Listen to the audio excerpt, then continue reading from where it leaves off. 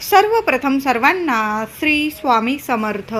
स्वामी महाराजांच्या कृपेने तुमच्या सर्व चांगल्या इच्छा पूर्ण होत ही स्वामींचरणी प्रार्थना करते आणि आजच्या व्हिडिओला सुरुवात करते. तर मकर संक्रांती 2025 तिळगुळ घ्या, गोड गोड बोला. माझ्याकडून माझ्या सर्व यूट्यूब परिवाराला मकर संक्रांतीच्या खूप खूप गोड गोड शुभेच्छा. तर संक्रांतीचा उत्सव हा निसर्गाचा उत्सव आहे.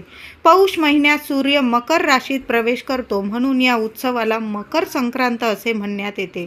सूर्य आपली पृथ्वीकडील परिभ्रमणाची दिशा बदलतो, तो उत्तरेकडे सरकत जातो, म्हणून त्या काळाला उत्तरायण असे म्हणतात. सूर्याच्या संक्रमणाशी जीवनाचे संक्रमणही जोडलेले आहे. या दृष्टीने या उत्सवाचे सांस्कृतिक दृष्ट्या देखील खूप महत्त्व आहे. संक्रांती म्हणजे सूर्याचे एका राशीतून दुसऱ्या राशीत गमन. अशा 12 संक्रांत असतात, परंतु आपण एकच संक्रांत मानतो. संक्रांतीच्या दिवशी दान देणाऱ्याला सूर्य अनेक हजारो पटीने पुन्हा पुन्हा परत करतो असे देखील मानले जाते. म्हणून या दिवशी जेवढं जमेल ना तेवढं दान धर्म अवश्य करायचं आहे. अगदी मूठ तीळ जरी दान केली तुम्ही, 12 राशीच्या लोकांनी एक जरी दान केलं, ते म्हणजे तिळीचं दान, तर आपल्या आयुष्यात भरभरून सुख शांती येते. जी काही नकारात्मकता असते, जी काही इडापिडा असते, जो काही दोष असतो, पितृदोष असू दे, ग्रहदोष असू दे, या दोषांमुळे ज्या काही अडचणी आपल्या आयुष्यात उद्भवतात त्या संपूर्ण नष्ट होतात. म्हणून मकर संक्रांतीला पुण्यस्थानी म्हणजे आपण पुण्यस्थानी जाऊन आपण स्नान करतो, दान करतो. या गोष्टींना खूप खूप महत्त्व आहे. म्हणून तुम्हाला तीर्थक्षेत्री जाणं झालं तर तिथं जाऊन स्नान करा, तिथं जाऊन दान करा. आता तिथं जाऊन नाही जमलं तर प्रत्येकाने मकर संक्रांतीच्या दिवशी अंघोळीच्या पाण्यात चिमूटभर तीळ आणि गंगाजलची बॉटल नक्की घेऊन या. आदल्याच दिवशी घेऊन या. भोगी, संक्रांत, किंक्रांत या तिन्ही दिवस आपल्या अंघोळीच्या पाण्यात या दोन्ही गोष्टी घालूनच आपल्याला आंघोळ करायचं आहे. अगदी लहान बाळ असेल महिलांनो तरीसुद्धा काही ग्रहदोष असतील लेकरा बाळांच्या आयुष्यात, ते सुद्धा नष्ट होतात. म्हणून तीळ आणि गंगाजल या दोन्ही वस्तू टाकून आपल्याला आंघोळ करायची आहे. सोन्यासारखा अनुभव नक्कीच येईल. सूर्य जेव्हा तुला राशीत आला की त्याचा प्रभाव कमी होतो, म्हणून थंडी पडत असते. सूर्य मेष राशीत आला की त्याचा प्रभाव वाढतो, म्हणून उष्ण तापमान असते. मिथुन राशी ही कोरडी राशी आहे. सूर्य कर्केत गेला की पाऊस पडतो, कन्येत गेला की पाऊस संपतो. दिवसभर उकाडा आणि रात्री थंडी अशी स्थिती निर्माण होते. त्यालाच आपण ऑक्टोबर हीट असेही म्हणतो. सूर्य मकर राशीत गेला की त्याच्या किरणात बदल होत असतात. मकर संक्रांतीच्या वेळेस किरणे लंब रूपाने पडायला लागतात, म्हणून यालाच मकर संक्रांती असे सुद्धा आपण म्हणत असतो.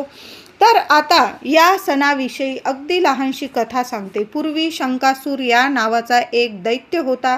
तो खूप उन्मत्त झाला होता. त्याचा नाश करण्यासाठी देवी आईने म्हणजेच पार्वती मातेने, आपल्या अंबाबाईने, देवीने संक्रांतीचे रूप धारण केले.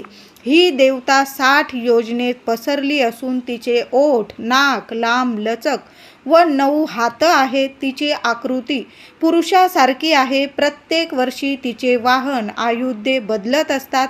अशी कल्पना संक्रासूर आणि निसासूर अशा 2 राक्षसांचा वध केला, म्हणून या दिवसाला त्याच देवीच्या नावाने ओळखलं जाते.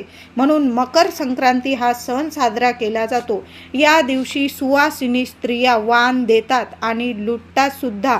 म्हणून मकर संक्रांती हा सण रथसप्तमीपर्यंत हळदी कुंकवाचा सण देखील आपण म्हणजे साजरा करत असतो. अगदी स्त्रियांचा लाडका सण म्हटला जातो हा.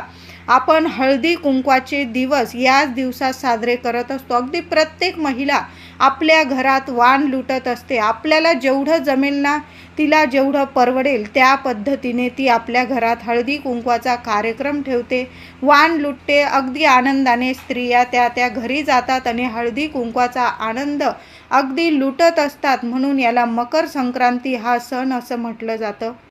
तर यावर्षी मकर संक्रांत 14 जानेवारी 2025 मंगळवार रोजी आलेली आहे.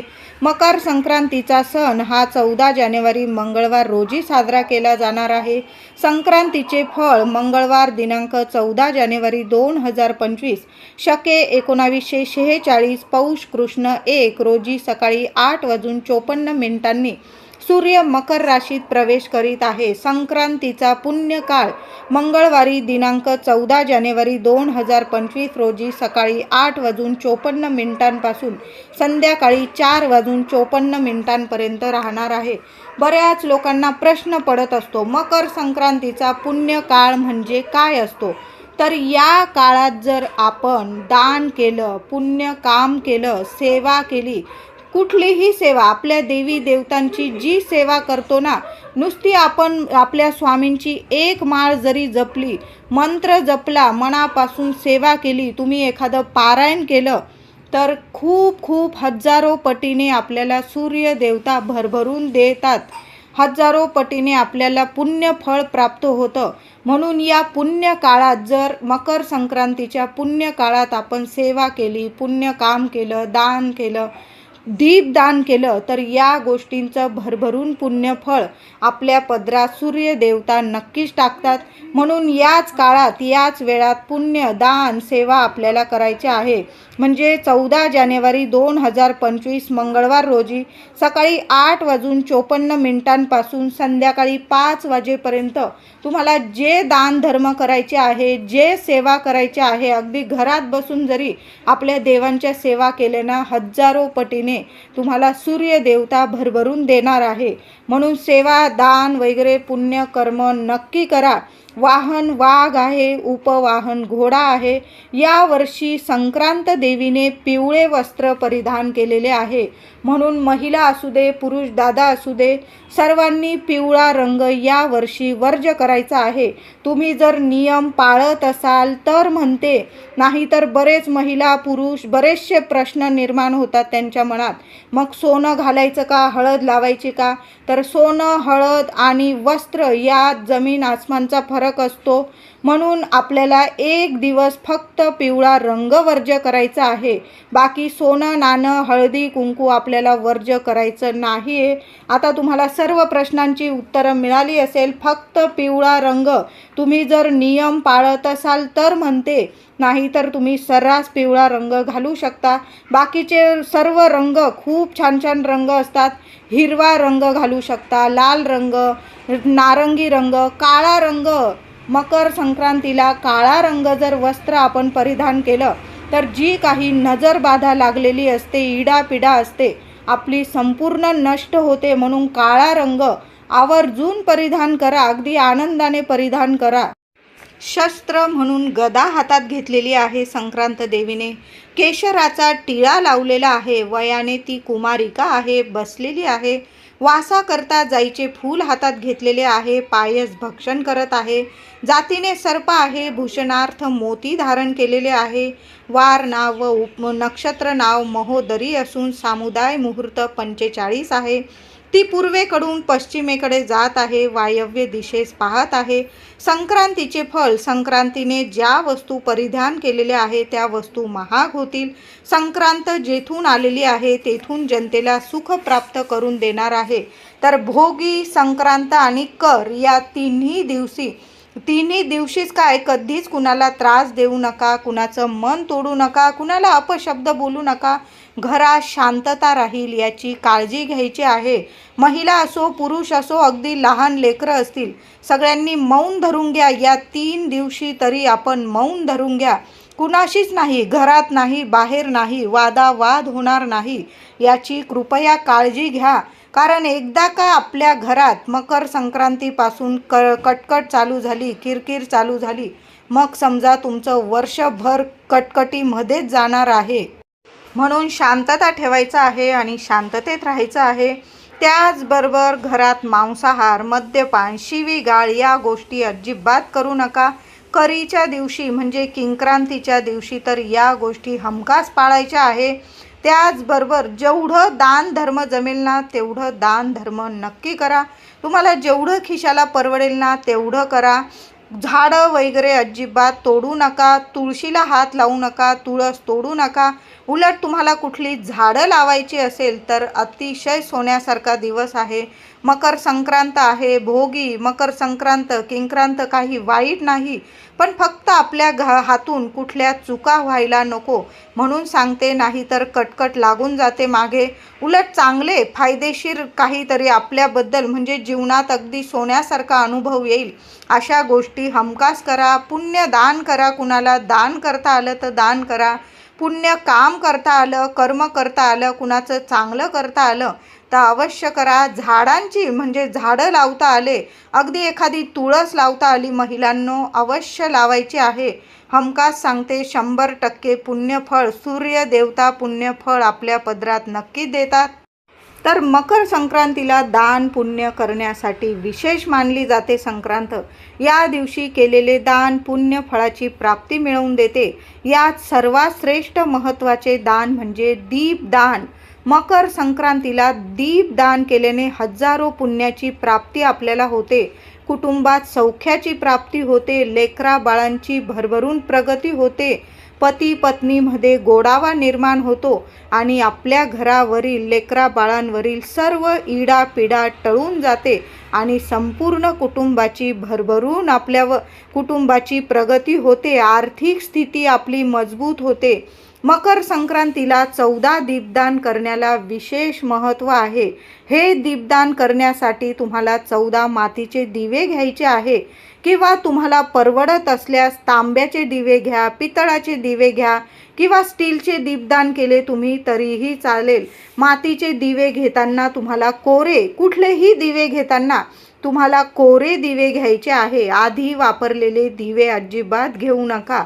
तांबे पितळाचे दिवे सुद्धा तुम्हाला कोरे दिवे घ्यायचे आहे किंवा तुम्हाला नाहीच आता परवडेत, मातीचे सुद्धा दिवे परवडत नाही, तांबे पितळाचे तर खूप महाग आहे, मग काय करायचं महिलांनो? पिठाचे दिवे, कणिक मळून घ्यायची, कणिक मळताना चिमूटभर हळद टाकायची आणि छान असा कणकेचा गोळा मळून घ्यायचा आहे. 14 दिवे होतील एवढी तरी कणिक मळून घ्यायची आहे तुम्हाला. गव्हाच्या कणकेचे दिवे तयार करून घ्यायचे आहे. तुम्ही अगदी लहान लहानशे दिवे तयार करून घ्यायचे आहे. स्टीलचे सुद्धा तुम्ही दिवे घेऊ शकता. आता तुम्हाला तांब्याचे पितळाचे नाही परवडत आणि तुम्हाला कणकेचे नाही लावायचे तर मग तुम्ही स्टीलचे सुद्धा घेऊ शकता. तुम्हाला कणकेचे दिवे आणता येत नाही, आता कुठलेच तुम्हाला दिवे आणता येत नाही, त्यांनी कणकेचे लहान लहान दिवे बनवून घेतले तरीही चालेल.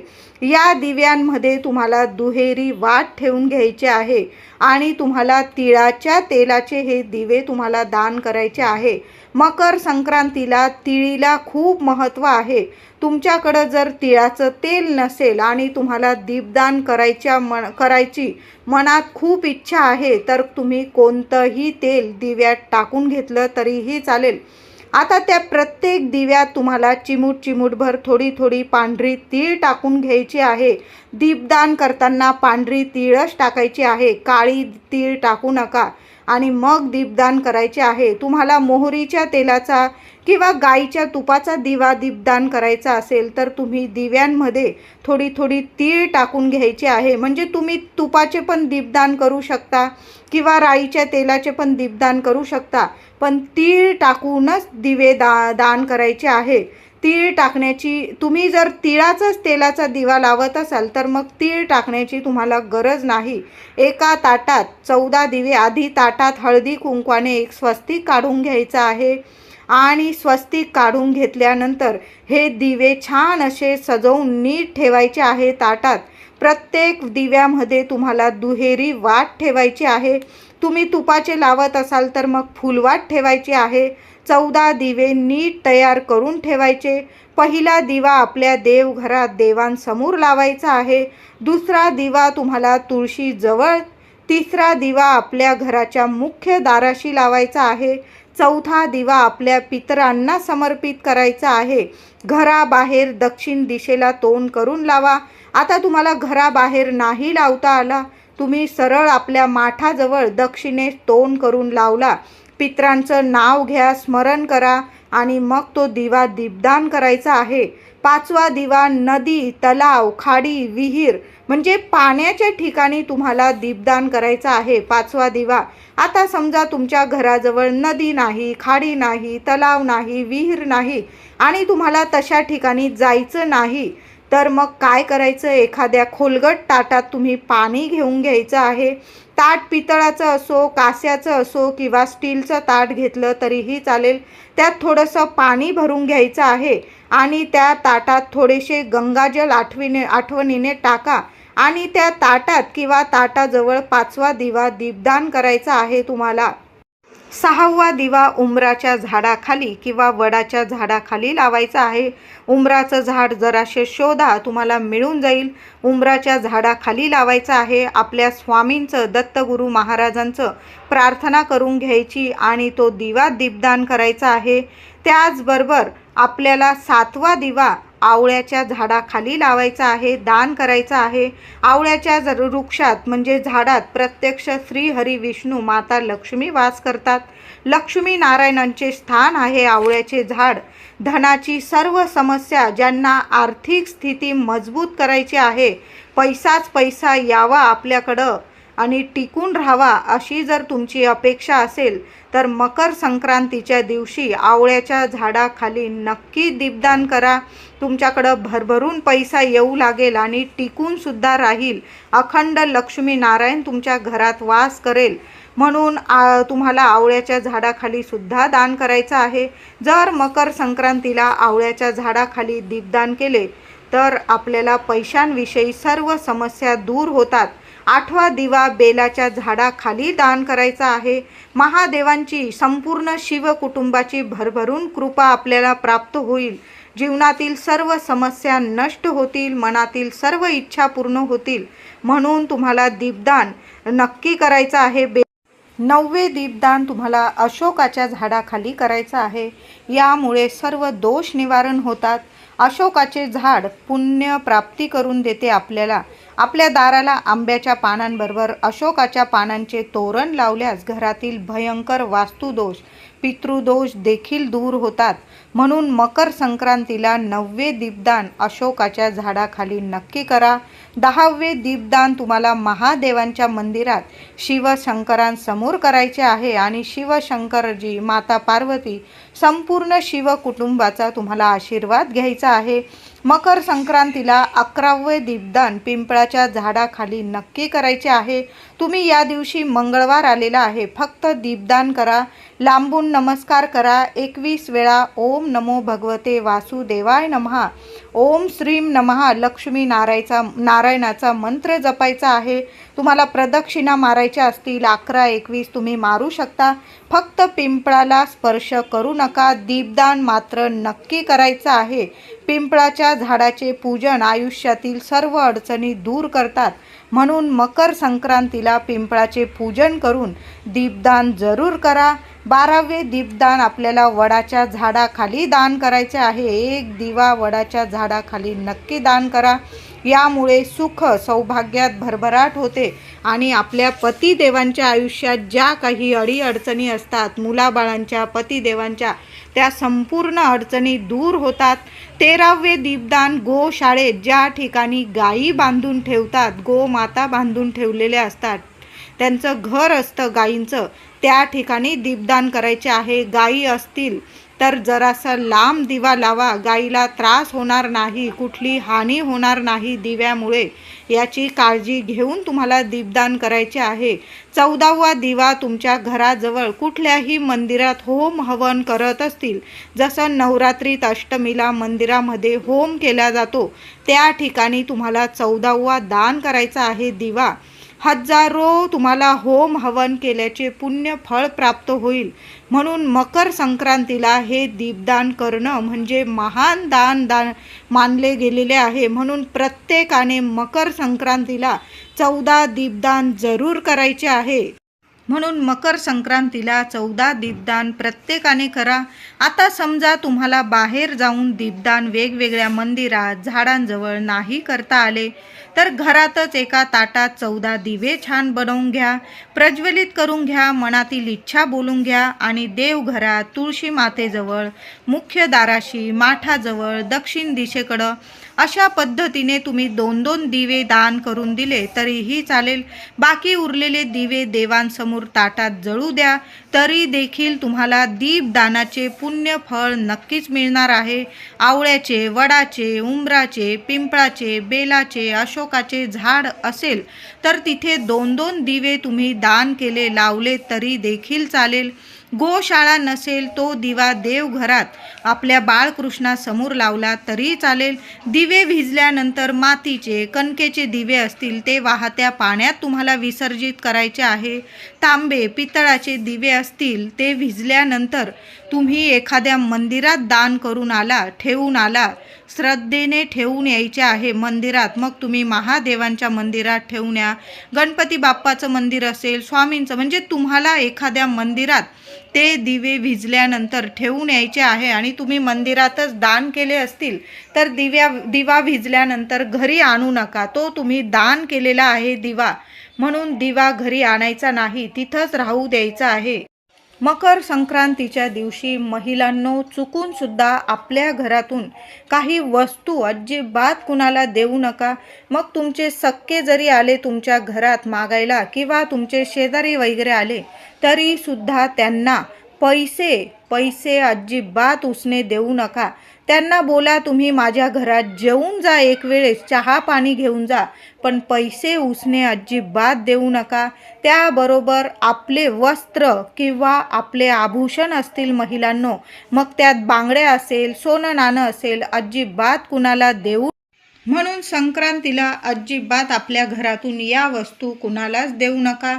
त्याचबरोबर संक्रांतीला मंगळवारी आपण सर्वच महिला सुगड पूजन करणार आहोत, हळदी कुंकू करणार आहोत. तर संपूर्ण दिवस हा शुभच आहे. अगदी सकाळी 8:56 हा संक्रांतीचा पुण्यकाळ सुरू होणार आहे. अगदी संध्याकाळी 5 वाजेपर्यंत हा पुण्यकाळ असणार आहे. अगदी तुम्ही महिलांनो 5 वाजेपासून नंतर आणखीन 7-8 वाजेपर्यंत जरी हळदी कुंकू केलं संध्याकाळी तरीही चालेल. फक्त मंगळवारी संक्रांतीला 1 तास हा अशुभ काळ असणार आहे, राहूचा काळ असणार आहे. तुम्ही जर राहू काळ मानत असाल तर या काळात, या वेळात अजिबात आपल्या घरात सुगड पूजन किंवा हळदी कुंकू अजिबात करू नका, सवाष्ण पूजन करू नका. तर मंगळवारी संक्रांतीच्या दिवशी दुपारी 3 ते 4 हा अशुभ राहूचा काळ असणार आहे. या काळात, या वेळात अजिबात सुगड पूजन करू नका, हळदी कुंकू करू नका.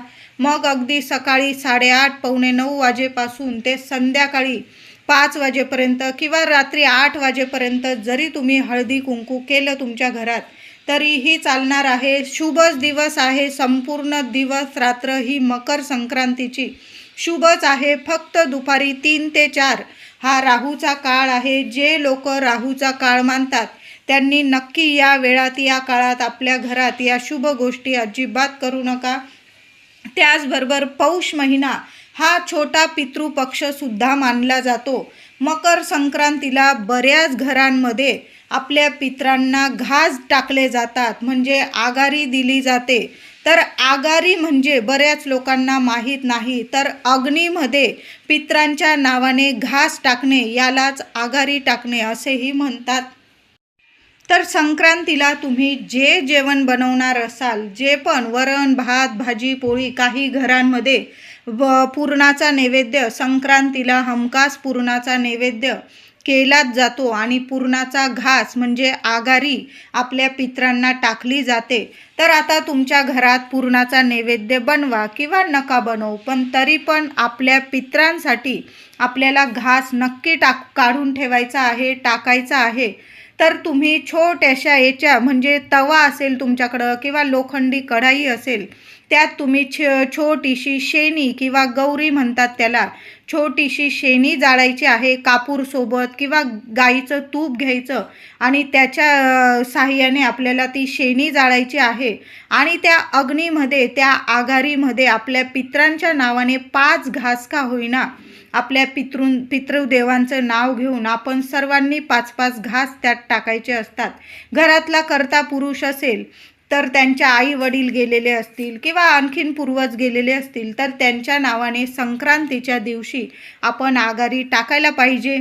असं नाही की मुली आईवडिलांसाठी, म्हणजे तुमचे जर पूर्वज गेलेले असतील तर मुलीसुद्धा आपल्या आईवडील गेलेले असतील, आजी आजोबा गेलेले असतील, जे पूर्वज गेलेले असतील माहेरचे वगैरे, तुम्हीसुद्धा आघारी टाकू शकतात. यामुळे काय होतं ना, संक्रांतीला आघारी दिल्याने आपल्या घरावर किंवा आपल्यावर जे संकट असतात, अडीअडचणी असतात, आपल्याला कळत नाही या अडीअडचणी का येतात, तर काही वेळा पितृदोषामुळे सुद्धा अडीअडचणी येऊ शकतात. मग माहेरचे पण पितृदोष लागतात किंवा सासरचे पण असू शकतात. म्हणून संक्रांतीला किंवा पितृपक्षात जर आघारी आपण टाकली तर हमखास 100% आपल्या मागील जे पितृदोष असतात, अडीअडचणी असतात, त्या दूर होतात आणि प्रत्येक कामात आपल्याला यश मिळायला लागतं.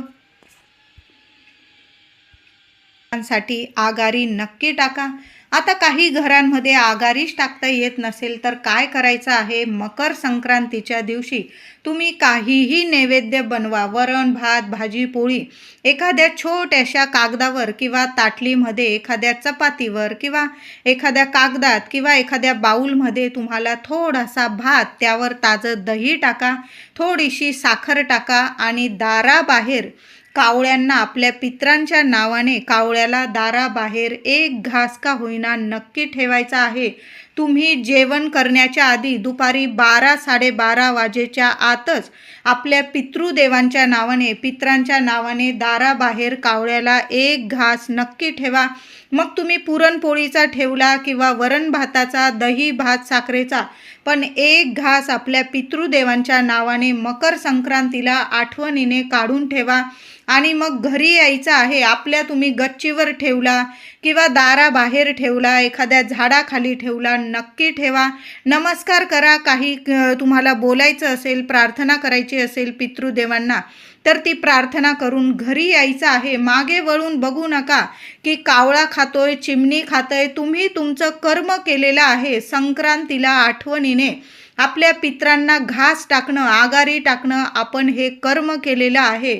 मग बाकी आपले स्वामी बघतच असतात.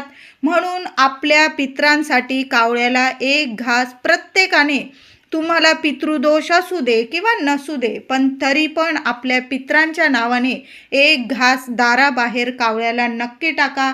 आघारी टाकत असाल तरीसुद्धा कावळ्याला 1 घास दाराबाहेर नक्की ठेवा. तुम्ही काही जास्त नसेल बनवलेलं, थोडासा दही भात साखर जरी ठेवला, 100% सांगते, तुमचे प्रखर पितृदोष असतील तुमच्या मागील, तुमच्या मुलाबाळांच्या मागील, नक्कीच दूर होतील आणि घरात सुख शांती नक्कीच लाभेल. पितृदेवता तुमच्यावर प्रसन्न राहतील आणि भरभरून आशीर्वाद देतील.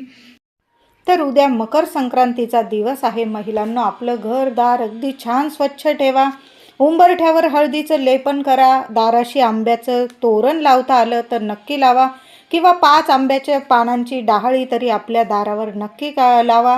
शुभ स्वस्तिक मुख्य दारावर दार स्वच्छ पुसून काढता आलं, हळदी कुंकू ओलं करून, तर नक्की काढा.